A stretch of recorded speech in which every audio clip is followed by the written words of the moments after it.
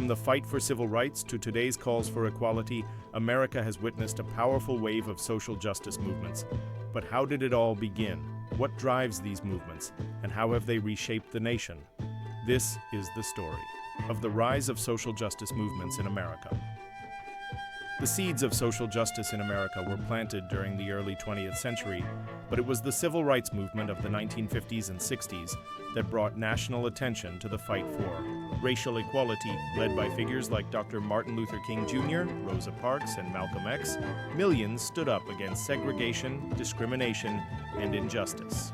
Visual 1963 March on Washington, I Have a Dream speech. This movement laid the foundation for future struggles, not just for Black Americans, but for women, immigrants, and the LGBTQ+ community. In the 21st century, a new wave of movements emerged, each tackling deep-rooted social issues. The LGBTQ+ rights movement achieved historic wins like marriage equality. The MeToo movement exposed sexual harassment and gave millions of women a voice. Visual, BLM protests, police reform protests, George Floyd mural. And in 2020, the tragic death of George Floyd sparked global outrage. Black Lives Matter became one of the largest movements in American history, demanding justice, police reform, and systemic change.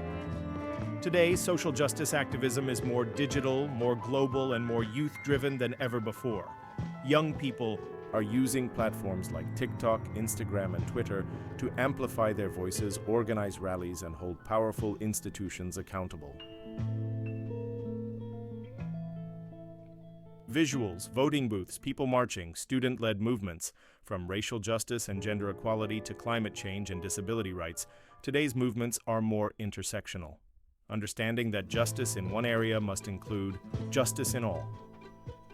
The fight for social justice in America is far from over, but each generation builds on the progress of the last.